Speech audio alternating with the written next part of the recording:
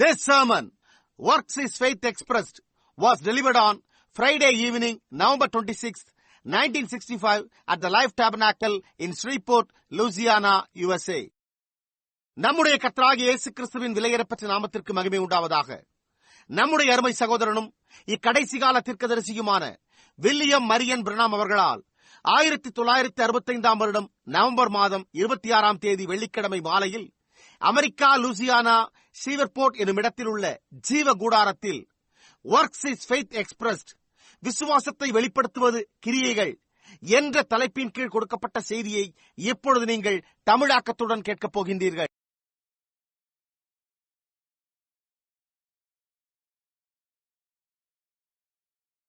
Now we're going to turn to the scriptures to start with, and in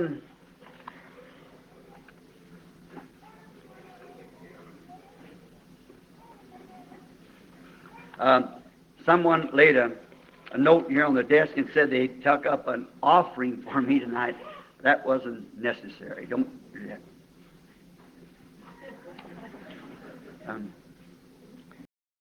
இப்பொழுது நாம் முதலில் வேதாகமத்தை படிக்க துவங்கும்படியாய் திருப்பப் போகிறோம். யாரோ ஒருவர் இன்றிரவு எனக்காக காணிக்கை எடுத்ததாக மேசையின் மேல் குறிப்பெழுதி இங்கே வைத்துள்ளார். அது அவசியமில்லை, அப்படி செய்யாதீர்கள்.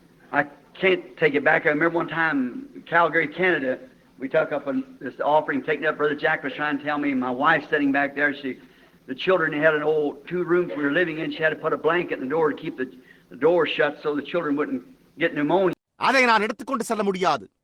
ஒருமுறை கனடாவில் உள்ள கால்கரியில் அவர்கள் அங்கு காணிக்கை எடுத்தது எனக்கு நினைவிற்கு வருகிறது. சகோதரன் ஜாக் அதை என்னிடம் கூற முயன்று கொண்டிருந்தார். என்னுடைய மனைவி அங்கே பின்னால் உட்கார்ந்து கொண்டிருக்கிறாள். அவளும் பிள்ளைகளுமாக. நாங்களோ அப்பொழுது 2 பழைய அறைகளில் வசித்துக் கொண்டிருந்தோம். பிள்ளைகளுக்கு சளிக்காய்ச்சல் பிடிக்காதபடிக்கு என் மனைவி வாசலை அடைப்பதற்காக கம்பளியை போட்டு கதவினை மூடுவாள். He said to me, Brother Branham, that's not fair to treat her that way. So you remember the case. They took up $1,000. அவள் சொன்னாள், சகோதரன் ஜாக்கினிடம், சகோதரன் பிரணாம் உங்களுடைய மனைவியை அவ்விதமாய் நடத்துவது நியாயமல்ல என்று கூறினார். உங்களுக்கு அது ஞாபகம் இருக்கும். அப்பொழுது அவர்களும் காணிக்கை எடுத்தனர். அது எத்தனை டாலர்கள் என்பதை நான் மறந்துவிட்டேன். I said, oh, take it back, Brother Jack. He said, now how are we going to do it? So I bought the place and it's there. So to the glory and honor of God. அப்பொழுது நான், ஓ சகோதரன் jack, அதை எடுத்துச் சென்று விடுங்கள் என்று கூறியிருந்தேன்.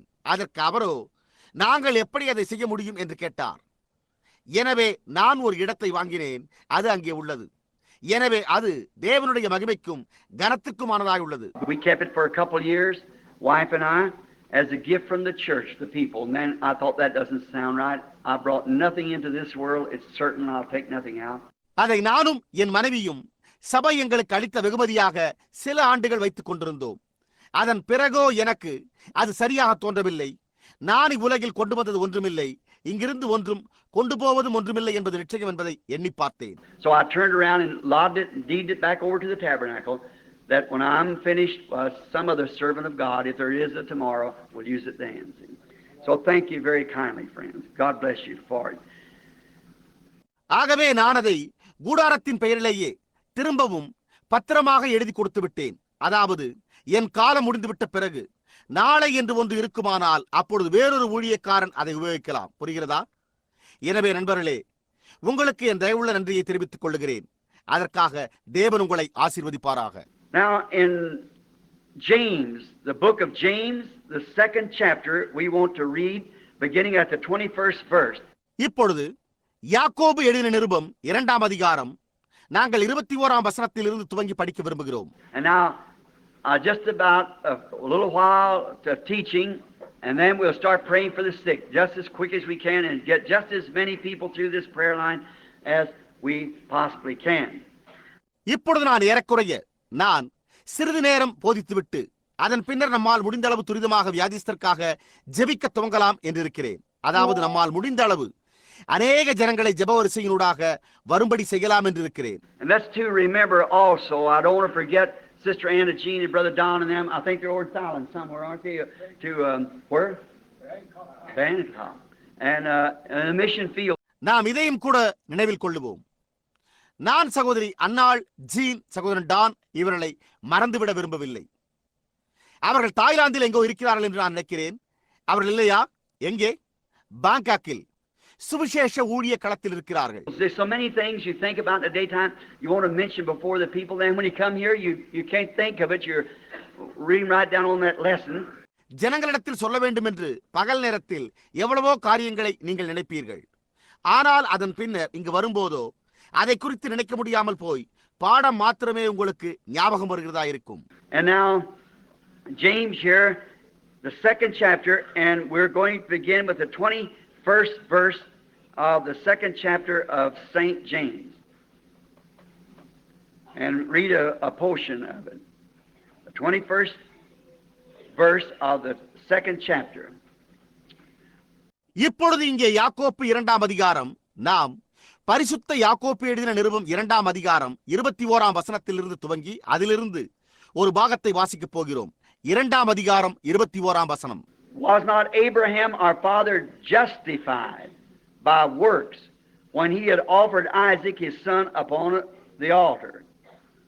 நம்முடைய பிதாவாகிய ஆபிரகாம் தன் குமாரன் ஈசாக்கை பலிபீடத்தின் மேல் செலுத்தின போது கிரியைகளினாலே அல்லவோ நீதிமானாக்கப்பட்டான். See thou how faith wrought with his works, and by works faith was made perfect. விசுவாசம் அவனுடைய கிரியைகளோட கூட முயற்சி செய்து கிரியைகளினாலே விசுவாசம் பூரணப்பட்டது என்று காண்கிறாயே. And the scripture was fulfilled which saith, Abraham believed God, and it was imputed unto him for righteousness, and he was called the friend of God. அப்படியே Abraham தேவனை விசுவாசித்தான், அது அவனுக்கு நீதியாக எண்ணப்பட்டது என்கிற வேதவாக்கியம் நிறைவேறிற்று. அவன் தேவனுடைய சிநேகிதன் எனப்பட்டான். Now, my subject tonight, and hold your Bibles now because I've got several scriptures written down here. If we don't get too long, I'll refer to many of them. இப்பொழுது இன்றிரவு என்னுடைய பொருள், உங்கள் வேதாகமங்களை கைகளில் பிடித்திருங்கள், ஏனெனில் இங்கு அநேக வேதவாக்கியங்களை எழுதி வைத்திருக்கிறேன். நமக்கு நேரம் இருக்குமானால் நான் அவைகளில் அநேகமானவற்றை குறிப்பிட விரும்புகிறேன். My subject is works is faith expressed. Now remember, works is faith expressed. என்னுடைய பொருள் விசுவாசத்தை வெளிப்படுத்துவது கிரியைகள் என்பதாகும். இப்பொழுது நினைவிருக்கட்டும், விசுவாசத்தை வெளிப்படுத்துவது கிரியைகள் என்பதாகும். Works show that faith has already took a hold. விசுவாசம் ஏற்கனவே இருக பற்றிக் கொண்டது என்பதை கிரியைகள் காண்பிக்கின்றன. பாருங்கள், புரிகின்றதா? Now we choose this because I believe that it might help us to understand. Now listen real close and we'll go into it like a Sunday school lesson. இப்பொழுது நாம் இதை தெரிந்து கொள்ள காரணம், இது நாம் புரிந்து கொள்ள உதவியாக இருக்கும் என்று நான் நம்புகிறேன். இப்பொழுது மிகவும் கூர்ந்து கவனியுங்கள். நாம் இதற்குள் ஒரு ஞாயிறு வேதப்பள்ளி பாடத்திற்குள் செல்வது போல செல்லலாம். Here James is expressing in his teaching from Genesis 22:1-9 what man seen in Abraham. மனிதன் ஆபிரகாமில் என்ன கண்டான் என்பதையே யாக்கோபு இங்கே ஆதியாகமம் 22ஆம் அதிகாரத்தில் 1 முதல் 9 வரையிலான வசனங்களில் இருந்து தன்னுடைய போதனையில் வெளிப்படுத்தி கூறிக்கொண்டிருக்கிறான். Let's just go back. I've got the scriptures kind of marked out here in Genesis 22nd chapter and 1st to the 9th verse. அந்த வேதபாகத்துக்கு நாம் திரும்பிச் செல்வோம். நான் அதை இங்கே வேதவாக்கியங்களில் குறித்து வைத்திருக்கிறேன். ஆதியாகமம் 22ஆம் அதிகாரம் 1 முதல் 9 வசனங்கள். And it came to pass after these things that God did tempt Abraham and said unto him, Abraham, and he said, Behold, here I am. இந்த காரியங்கள் நடந்த பின்பு தேவன் ஆபிரகாமை சோதித்தார். எப்படியெனில் அவர் அவனை நோக்கி ஆபிரகாமே என்றார். அவன் இதோ அடியேன் என்றான். And he said, Take now thy son, thine only son Isaac, whom thou lovest, and get thee into the land of Moriah, and offer him for a burnt offering upon one of the mountains which I will tell thee of. அப்பொழுது அவர், உன் புத்திரனும் உன் சுதனும் உன் நேசகுமாரனுமாகிய ஈசாக்கை நீ இப்பொழுது அழைத்துக் கொண்டு மோரியா தேசத்துக்கு போய் அங்கே நான் உனக்கு குறிக்கும் மலைகள் ஒன்றின் மேல் அவனை தகனபலியாக பலியிடு என்றார். See, he didn't even tell him which one it was. You just go ahead. When God speaks, you go on moving. See? பாருங்கள், அது எந்த மலை என்று கூட அவர் அவனிடம் கூறவில்லை. தேவன் பேசும்போது நீங்கள் அப்படியே முன்னோக்கி செல்ல வேண்டும். நீங்கள் முன்னோக்கியே செல்ல வேண்டும். புரிகின்றதா? And Abraham rose up early in the morning and saddled an ass and took two of his young men with him and Isaac his son and clave the wood for the burnt offering and rose up and went into the place which God had told him. Abraham அதிகாலையில் எழுந்து தன் கழுதையின் மேல் சேணங்கட்டி தன் வேலைக்காரரில் 2 பேரையும் தன் குமாரன் ஈசாக்கையும் கூட்டிக் கொண்டு தகனபலிக்கு கட்டைகளையும் பிளந்து கொண்டு தேவன் தனக்கு குறித்த இடத்திற்கு புறப்பட்டு போனான். And on the third day Abraham lifted up his eyes and saw the place far off. 3ஆம் நாளில் ஆபிரகாம் தன் கண்களை ஏறெடுத்து பார்த்து தூரத்திலே அந்த இடத்தை கண்டான். And Abraham said unto the young man, Abide ye here with the ass, and I and the lad will go yonder and worship and come again to you. அப்பொழுது ஆபிரகாம் தன் வேலைக்காரரை நோக்கி, நீங்கள் கழுதையை நிறுத்தி இங்கே காத்திருங்கள், நானும் பிள்ளையாண்டானும் அவிடம் மட்டும் போய் தொழுது கொண்டு உங்களிடத்துக்கு திரும்பி வருவோம் என்றான். He had in his mind now he's going up to kill his son. God told him to, but look at the scripture here.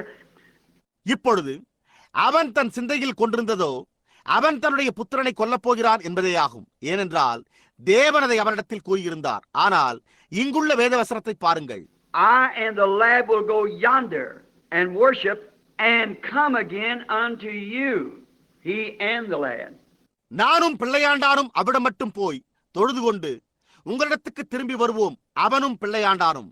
And Abraham took the wood and the burnt offering and laid it upon Isaac his son, and he took the fire in his hand and the knife, and they both went them together. Abraham தகனபலிக்கு கட்டைகளை எடுத்து தன் குமாரனாகிய ஈசாக்கின் மேல் வைத்து தன் கையிலே நெருப்பையும் கத்தியையும் எடுத்துக் கொண்டான்.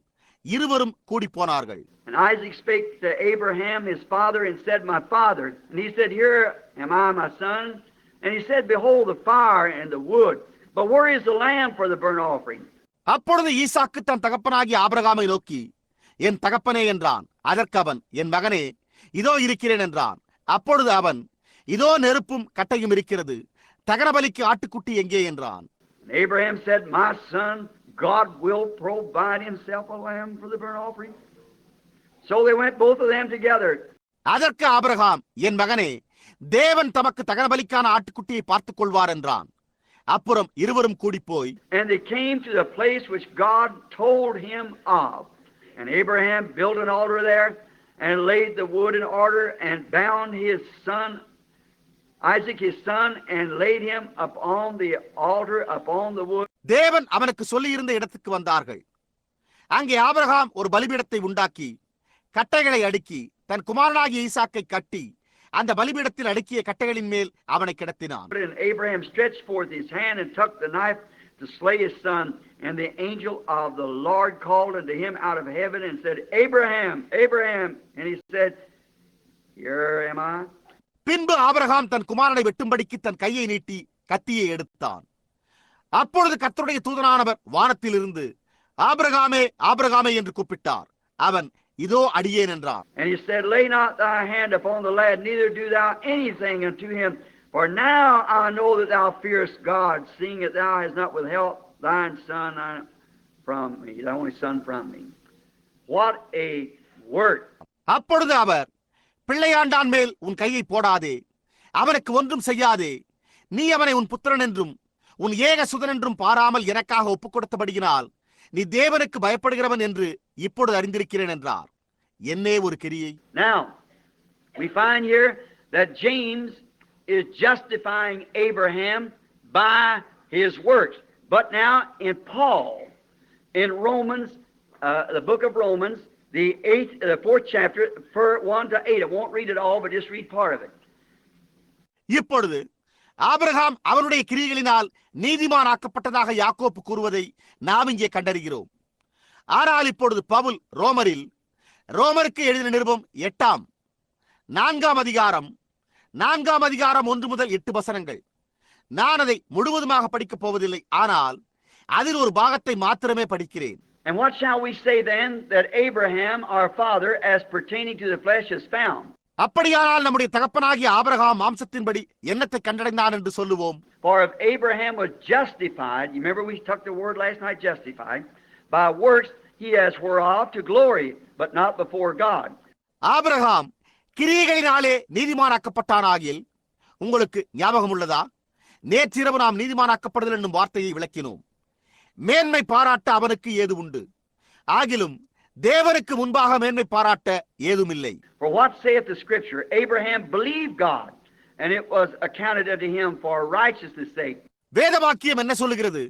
ஆபிரகாம் தேவனை விசுவாசித்தான், அது அவனுக்கு நீதியாக எண்ணப்பட்டது என்று சொல்லுகிறது. And to him that worketh is the reward not reckoned of grace but of debt. கிரியை செய்கிறவனுக்கு வருகிற கூலி கிருபை என்று எண்ணப்படாமல் கடன் என்று எண்ணப்படும். Now what Paul is referring to here is what God seen in Abraham. இப்பொழுது தேவன் ஆபிரகாமில் என்ன கண்டார் என்பதையே பவுல் இங்கு குறிப்பிட்டு கூறிக்கொண்டிருக்கிறான். Now, if we is not turning too much, we go back again to Genesis, the 15th chapter and the 6th verse. 15:6, I believe is right. We'll get the 5th. இப்பொழுது நீங்களோ நாம் வேதாகமத்தை அதிகமாக திருப்பிக் கொண்டிருக்கிறோம் என்று நினைக்காமல் இருந்தால், நாம் மறுபடியும் ஆதியாகமம் 15ஆம் அதிகாரத்துக்கு திரும்பிச் சென்று 6ஆம் வசனத்தை படிப்போம். 15ஆம் அதிகாரம் 6ஆம் வசனம் அதுதான் என்று நான் நினைக்கிறேன். நாம் 5ஆம் வசனத்திலிருந்து தொடங்குவோம். And he brought him forth abroad and said, Look now towards the heavens and tell the stars if thou art able to number them. And he said unto him, So shall thy seed be.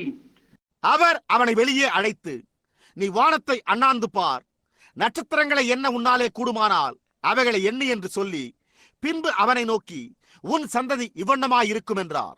And he believed in the Lord, and he counted it to him for righteousness. அவன் கர்த்தரை விசுவாசித்தான், அதை அவர் அவனுக்கு நீதியாக எண்ணினார்.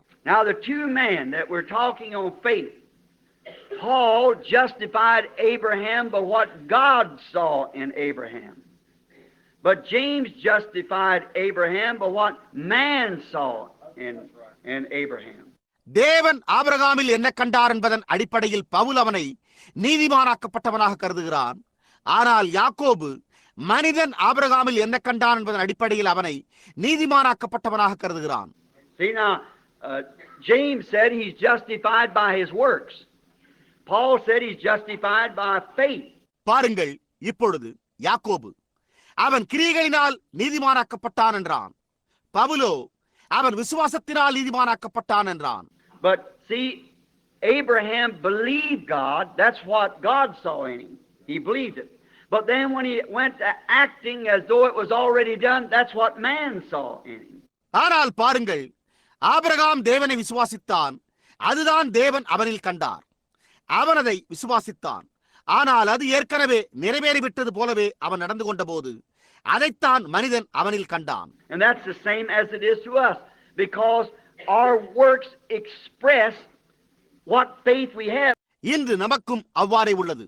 ஏனென்றால் நமது கிரியைகள் நமக்குள்ள விசுவாசத்தை வெளிப்படுத்துகின்றதாய் உள்ளது. But if we're afraid to act on what we believe, then we do not believe it. Okay? We've got to believe it. ஆனால் நாம் எதை விசுவாசிக்கிறோமோ அதன் பேரில் செயல்பட பயந்தால் அப்பொழுது நாம் விசுவாசிக்கவில்லை என்றே அர்த்தமாகிறது. பாருங்கள், நீங்கள் அதை விசுவாசிக்க வேண்டும். Abraham's works was expressing his faith he had in God's promise. Abraham தேவனுடைய வாக்குத்தத்தத்தில் கொண்டிருந்த அவனுடைய விசுவாசத்தை அவனுடைய கிரியைகள் வெளிப்படுத்திக் கொண்டிருந்தன. Now Abraham, remember, he was 90 years old or 100 years old, and Sarah was 90 years old. இப்பொழுது ஆபிரகாமுக்கு நினைவிருக்கட்டும், அவனுக்கு 90 வயது, 100 வயது, சாராளுக்கு 90 வயது. And now they were well stricken in age, past childbearing, had been for many years, and they lived together as husband and wife since they were young. And no children. அவர்களோ வயது சென்று முதிர்ந்தவர்களாய் இருந்தனர். பிள்ளை பேறு பெறும் பருவத்தை கடந்து பல ஆண்டுகளாகிவிட்டிருந்தன. அவர்கள் வாலிபமாய் இருந்தது முதற்கொண்டே கணவனும் மனைவியுமாக ஒன்று சேர்ந்து வாழ்ந்து வந்திருந்தும் அவர்களுக்கோ பிள்ளை இல்லாதிருந்தது. But yet God told him when he was 75 years old and Sarah 65, you're going to have a baby. And he believed God's promise. He believed it. Now see, he made ready everything for this baby. ஆனால் அப்படி இருந்தும் ஆபிரகாமுக்கு 75 வயதும் சாராளுக்கோ 65 வயதுமான போது தேவன் அவனிடத்தில் நீ ஒரு குழந்தையை பெற்றுக்கொள்ளப் போகிறாய் என்றார். அவன் தேவனுடைய வாக்குத்தத்தத்தை விசுவாசித்தான். அவன் அதை விசுவாசித்தான். இப்பொழுது பாருங்கள், அவன் இந்த குழந்தைக்காக எல்லாவற்றையும் ஆயத்தம் செய்தான். See, that's what God saw when he believed God, and man saw what he did to express what he believed. And that's the same thing it works tonight. The same way it is with us. பாருங்கள், அவன் தேவனை விசுவாசித்த போது அதைத்தான் தேவன் கண்டார். ஆனால் மனிதன் அவனுடைய விசுவாசத்தை வெளிப்படுத்தின கிரியைகளை கண்டான். இன்றிரவும் அப்படித்தான் அது கிரியை செய்கிறது. அது நம்மோடும் அதே விதமாகத்தான் உள்ளது. It has been revealed to him. See, it had been revealed to him, so he believed it so and was acting as though it had already took place. அது அவனுக்கு வெளிப்படுத்தப்பட்டது. பாருங்கள், அது அவனுக்கு வெளிப்படுத்தப்பட்டது. எனவே அவன் அதை அவண்ணமே விசுவாசித்து அது ஏற்கனவே நிறைவேறிவிட்டது போல செயல்பட்டுக் கொண்டிருந்தான். Now, let's just stop there just a minute. Sometimes we misunderstand this. People get emotion and they try to work on emotion. That won't work. இப்பொழுது இங்கு அப்படியே ஒரு நிமிடம் நிறுத்திக் கொள்வோம். சில சமயங்களில் நாம் இதை தவறாக புரிந்து கொள்கிறோம். ஜனங்கள் உணர்ச்சி வசப்படுகிறார்கள். அவர்கள் உணர்ச்சி வசப்படுதலின் பேரில் செயல்பட முயற்சிக்கிறார்கள். அது கிரியை செய்யாது. Now, I'm like Brother Holzer here. We're old man and we've been in this a long time and we've seen the pros and cons and everything. இப்பொழுது இங்குள்ள சகோதரன் கெர்ஹோல்சரை போல நானும் இருக்கிறேன். நாங்கள் வயோதிபர்கள். நாங்கள் நீண்ட காலமாகவே இதில் ஈடுபட்டு வருகிறோம். இதற்கு ஆதரவாகவும் எதிராகவும் உள்ள அனைத்தையும் நாங்கள் கண்டிருக்கிறோம். And praying for the sick around the world and seeing the disappointments of people and seeing the hallelujahs from every side. Then all this we learn by. நான் உலகம் முழுவதும் வியாதியஸ்தருக்காக ஜெபித்திருக்கிறேன். ஜனங்களுடைய ஏமாற்றத்தையும் அதே சமயத்தில் ஒவ்வொரு பக்கத்திலிருந்து வரும் அல்லேலூயாக்களையும் கேட்டிருக்கிறேன். ஆகையால் இவற்றை கொண்டு நாங்கள் அநேகம் கற்றிருக்கிறோம். Now, when the boys, when we started preaching this, Brother Holzer, like he started to swim. இப்பொழுது நானும் சகோதரன் கெர்ஹோல்சர் அவர்களும் சிறு பையன்களாய் இருந்தபோது நீச்சல் அடிக்க கற்றுக்கொண்டது போன்றே இதனையும் பிரசங்கிக்க துவங்கினோம். The first thing you know, it used to be that I'd get out and I would, Brother Jack, I've had Brother Brown to walk me on the street night after night to try to get myself around to myself. முதலாவது என்ன தெரியுமா? நான் வெளியே சென்று சகோதரன் jack, என் சுயநினைவிற்கு நான் வரும் வரைக்கும் ஒவ்வொரு இரவும் சகோதரன் பிரவுன் என்னை தெருவில் நடத்தி செல்வார். I'd stand there like a little kid splashing in water, seeing visions, you know, and I'd just stay there to Brother Brown. நான் அங்கு நின்று கொண்டு ஒரு சிறுவன் நீச்சல் குளத்தில் கையினால் தண்ணீரை அடித்து அதை தெறிக்க வைப்பது போல தரிசனங்களை கண்டு கொண்டிருப்பேன். உங்களுக்கு தெரியுமா, பின்னர் வழக்கமாக சகோதரன் பிரவுன் என்னை கூட்டிச் செல்லும் வரைக்கும் நான் அங்கேயே இருப்பேன். I remember one night, I never will forget it, up in San Jose or somewhere. He come to wake me up. I hadn't slept for several days. And I didn't know I was talking to the man, but said, I told him, started crying, said, I'm going home. See? எனக்கு ஒரு இரவு நினைவிற்கு வருகிறது. என்னால் அதை மறக்கவே முடியாது. San Jones அல்லது வேறு ஏதோ ஒரு இடத்தில் அவர் வந்து என்னை எழுப்பினார். அப்பொழுது அநேக நாட்களாக நான் உறங்கவே இல்லை. அந்த மனிதனிடம் நான் பேசிக் கொண்டிருந்ததை நான் அறிந்திருக்கவில்லை. ஆனால் நான் அவரிடம் அழுது கொண்டே நான் வீட்டிற்கு போய் கொண்டிருக்கிறேன் என்று அவரிடம் கூறினதாக அவர் கூறினார். பார்த்தீர்களா? Well, I said, you can't go home. There's a meeting going on down there. I said, well, I'll be ready in a few minutes to go home. See, just beside myself almost. அதற்கு அவரோ, ஏன் உங்களால் இப்பொழுது வீட்டிற்கு போக முடியாது, அங்கு ஒரு கூட்டம் நடந்து கொண்டிருந்தது என்றாராம். அப்பொழுது நான் இன்னும் சில நிமிடங்களில் நான் வீட்டுக்கு போக ஆயத்தமாகி விடுவேன் என்றேனாம். பாருங்கள், ஏறக்குறைய என் சுயநினைவை இழந்த நிலை. See, I was a boy then, like you're learning to swim. You know, you splash the water and go across the pool and I made her. பாருங்கள், அப்பொழுது நானோ ஒரு வாலிப பையனாக இருந்தேன். அது நீங்கள் நீந்த கற்றுக்கொள்வது போல் உள்ளது என்பதை நீங்களே அறிவீர்கள். நீங்கள் கைகளினால் தண்ணீரை தெறித்து நீச்சல் குளத்தில் ஒரு பக்கத்திலிருந்து மறுபக்கம் வரைக்கும் நீந்தி நான் மறுபக்கத்தை அடைந்து விட்டேன் என்று மூச்சு வாங்க வாங்க உங்கள் சாதனையை கூறுதலாகும். Now, if you learn to swim, more graceful is the stroke and it don't wear you out so much. ஆனால் இப்பொழுதோ நீங்கள் நன்றாக நீந்த கற்றுக்கொண்ட பிறகு மிகவும் ஆழமாக கைகளினால் தண்ணீரை தள்ளி நீந்துகிறீர்கள். அப்பொழுது உங்களுக்கு அதிக களைப்பு ஏற்படுவதில்லை. That's it. You'll learn how to do it and cut every corner and make it better and at more of ease. See? பாருங்கள், அதுதானது. நீங்கள் அதை எப்படி செய்ய வேண்டும் என்பதை கற்றுக்கொள்ளுகிறீர்கள். பின்னர் படிப்படியாக எப்படி மூலையில் திரும்பி நீந்த வேண்டும் என்பதை சிறந்த முறையில் கற்றுக்கொள்கிறீர்கள். அதன் பின்னரே அது மிக சுலபமாகி விடுகிறது. புரிகின்றதா? A little boy that never walked would try to walk down this aisle here. He'd fall down a dozen times and be wore out before he got there. இதற்கு முன்பு நடக்காத ஒரு சிறு பையன் இந்த உட்பாதையில் தத்தி தத்தி நடந்து வர முயலும் போது அவன் ஒரு டஜன் முறையாவது கீழே விழுந்து இங்கு வந்தடைவதற்கு முன்னரே களைப்பாகி விடுவான். But anyone who knows how to walk, an athlete, will walk right down that aisle and never even notice doing it. Well, he had that to start with. That's what he is now. ஆனால் நன்றாக நடக்கத் தெரிந்த எவருமே மிக எளிதாக நடந்து இங்கு வந்தடைந்து விடுவார்கள். அவர்கள் நடந்து வருவதை கூட எவருமே கவனிக்க மாட்டார்கள். ஆனால் அந்த பையன் முதலில் நடக்க கற்றுக்கொள்ள வேண்டும். அந்த விதமான நிலையில்தான் அவன் இப்பொழுது உள்ளான். Well, that's the same way with preaching divine healing or anything else. As you go along, you begin to learn. If you don't learn, there's something wrong. அது தெய்வீக சுகமளித்தலை குறித்து பிரசங்கிக்கும் விஷயத்திலும் அப்படித்தான் உள்ளது. வேறெந்த விஷயத்திலும் கூட அப்படித்தான் உள்ளது. நீங்கள் போக போக கற்றுக்கொள்ள துவங்குகின்றீர்கள். நீங்கள் கற்றுக்கொள்ளாவிட்டால் அப்பொழுது ஏதோ காரியம் தவறாய் உள்ளது. You've got to learn, and you've got to learn how to accept God and what it really means. பாருங்கள், நீங்கள் கற்றுக்கொள்ள வேண்டும் தேவனை ஏற்றுக்கொள்வது எப்படி என்றும் அது உண்மையாகவே எதை பொருட்படுத்துகிறது என்பதையும் நீங்கள் கற்றுக்கொள்ள வேண்டும். We allow it sometimes say, well, this guy didn't have enough faith, this guy didn't do this and this. There's a reason there for that. There's a reason. நாம் அதை அனுமதிக்கிறோம். சில சமயங்களில் நாம் இந்த நபர் போதிய விசுவாசம் கொண்டிருக்கவில்லை, இந்த நபர் இதை அதை செய்யவில்லை என்கிறோம். அதற்கான ஒரு காரணம் அங்கே உண்டு. ஒரு காரணம் உண்டு. Sometimes it's unconfessed sin. You could pour a gallon of oil on a person and scream till you got hoarse. It would never move that devil. No, sir. You've got to confess that. That's what discernment does. Say, go make that right. Bring that out. சில நேரத்தில் அது அறிக்கை செய்யப்படாத பாவமாக இருக்கிறது. நீங்கள் அவர் மேல் ஒரு காலன் எண்ணெயை ஊற்றி தொண்டை கரகரப்பாகும் வரைக்கும் கூச்சலிட்டாலும் அது அந்த பிசாசை ஒருபோதும் அசைக்காது. இல்லையா? நீங்கள் அதை அறிக்கை செய்தாக வேண்டும். அதைத்தான் சிந்தனைகளை பகுத்தறிதல் செய்கிறது. அது நீ போய் அதை சரிபடுத்திக் கொள், அதை அறிக்கையிடு என்கிறது. But it's so slow doing that, you see, and then the rest of them get impatient and they say, oh, I never got prayed for.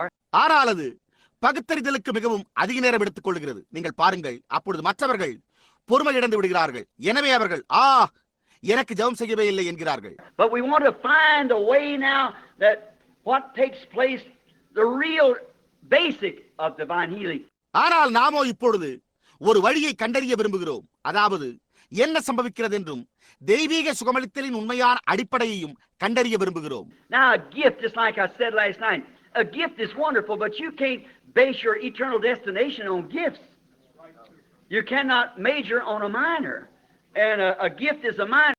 இப்பொழுது ஒரு வரம், நான் கடந்த இரவு கூறினது போல ஒரு வரம் அற்புதமானது. ஆனால் நீங்கள் நித்திய பயன இலக்கை வரங்களின் பேரில் அடிப்படையாக கொண்டிருக்க முடியாது. நீங்கள் சிறிதான ஒன்றின் பேரில் பெரிதான ஒன்றை பெற இயலாது. ஒரு வரம் என்பதோ சிறிதான ஒன்றாய் உள்ளது. And Satan can impersonate any gift God's got. He can make something just exactly like it. See? Exactly. Therefore, we've got to watch that. தேவனுடைய எந்த வரத்தையும் சாத்தானால் பாவனை செய்ய முடியும். அதை போன்று அப்படியே ஒன்றை அவன் செய்ய முடியும். பாருங்கள், முற்றிலுமாக. எனவே நாம் அதை கவனித்து பார்க்க வேண்டும். Like sometimes I express about shouting. I've seen demons shout. Speak in tongues. I've seen demons speak in tongues. Sure, he impersonates it. It isn't the genuine, but it impersonates it, you see. Makes it look like it's real. கூச்சலிடுவதை குறித்து சில சமயங்களில் நான் வெளிப்படுத்தி கூறுவது போல நான் பிசாசுகள் கூச்சலிடுவதை கண்டிருக்கிறேன். பாருங்கள், பாஷைகளில் பேசுதல். நான் பிசாசுகள் அந்நிய பாஷைகளில் பேசுவதை கண்டிருக்கிறேன். நிச்சயமாகவே அவன் பாவனை செய்கிறான். அது அசலான ஒன்றல்ல, ஆனாலும் அவன் அதை பாவனை செய்கிறான். நீங்கள் பாருங்கள், அது அதை உண்மையானது போன்று காணும்படி செய்கிறான். And people sometimes who don't know the difference declare this to be real when it isn't real. சில சமயத்தில் வித்தியாசம் தெரியாதவர்கள் அது உண்மை இல்லாதா இருக்கும்போது அது உண்மையானது என்று பிரகடனம் செய்து விடுகிறார்கள். And the same thing they do by divine healing. They think, well, it's a hocus pocus or something like that. It isn't. அவர்கள் தெய்வீக சுகமளித்தலை குறித்தும் அப்படியே செய்கிறார்கள்.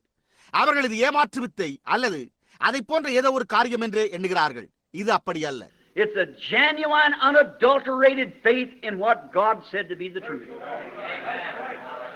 இது தேவன் உரைத்த சத்தியத்தின் பேரில் உள்ள ஒரு அசலான கலப்பில்லாத விசுவாசமாய் உள்ளது.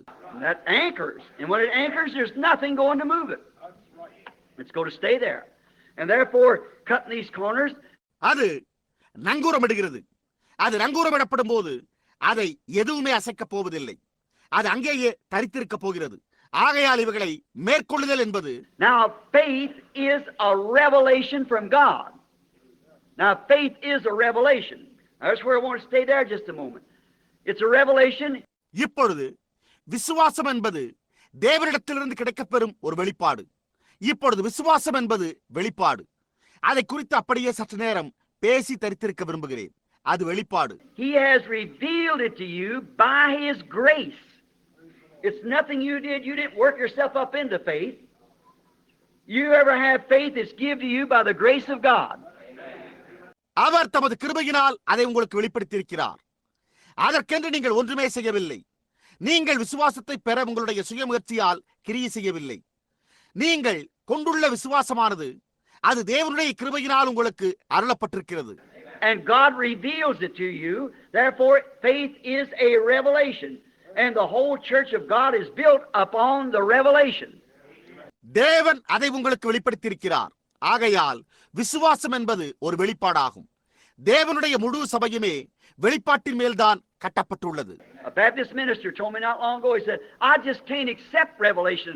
அண்மையில் ஒரு பாப்டிஸ்ட் போதகர் என்னிடத்தில் இவ்வாறு கூறினார். அவர், என்னால் வெளிப்பாடு என்பதை ஏற்றுக்கொள்ள முடியாது என்றார். I said, then you cannot accept the Bible. You cannot accept Christ because He is the revelation of God. He's God revealed in flesh. Therefore, the whole church is built upon divine revelation. அப்பொழுது நானோ, அப்படியானால் உங்களால் வேதாகமத்தையே ஏற்றுக்கொள்ள முடியாது, உங்களால் கிறிஸ்துவை ஏற்றுக்கொள்ள முடியாது. ஏனென்றால் அவர் ஒரு தேவனுடைய வெளிப்பாடாய் இருக்கிறார், அவர் மாம்சத்தில் வெளிப்பட்ட தேவனாய் இருக்கிறார் என்றேன். ஆகையால் முழு சபையுமே தெய்வீக வெளிப்பாட்டின் பேரிலேயே கட்டப்பட்டுள்ளது. Jesus said to, I believe it was Peter, said, he said, who does man say I, the Son of Man, am? He's talking to his disciples, and some said, you're Elias and Moses or one of the prophets of Jeremiah.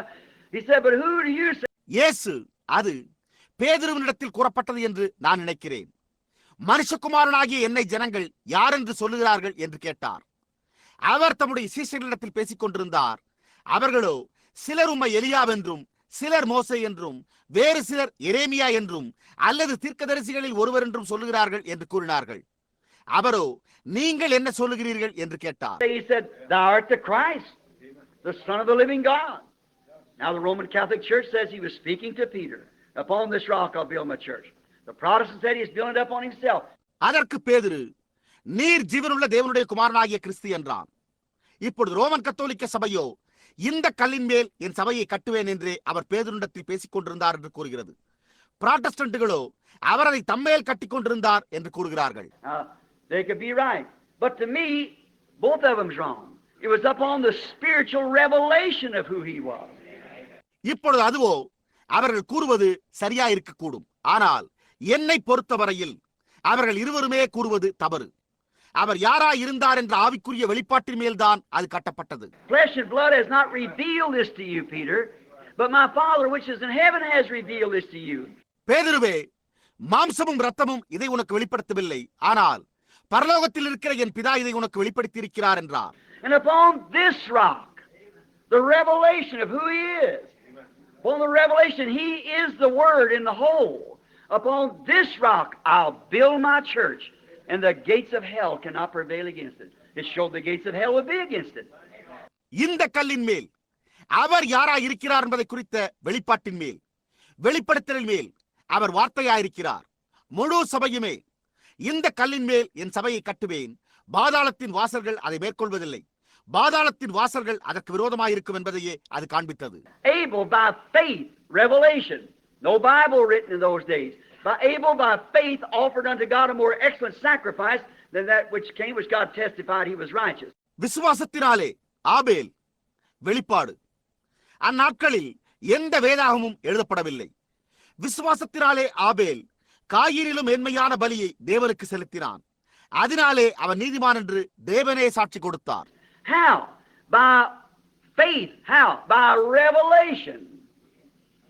By revelation, Abel offered unto God a more excellent sacrifice because it was revealed to him that it wasn't fruits of the field, it was the blood. எப்படி? விசுவாசத்தினாலே. எப்படி வெளிப்பாட்டினாலே? வெளிப்பாட்டின் மூலமே. ஆபேல் காயினிலும் மேன்மையான பலியை தேவனுக்கு செலுத்தினான். ஏனெனில் அது நிலத்தின் கனிகளை கொண்டதல்ல என்றும் அது இரத்தமாய் இருந்தது என்றும் அவனுக்கு வெளிப்படுத்தப்பட்டிருந்தது. That's why some people can believe it and some can't believe it. Some try to make believe it. அந்த காரணத்தினால்தான் சிலரால் அதை விசுவாசிக்க முடிகிறது, சிலரால் அதை விசுவாசிக்க முடியவில்லை. சிலர் அதை பாவனை விசுவாசமாய் செய்ய முயற்சிக்கிறார்கள்.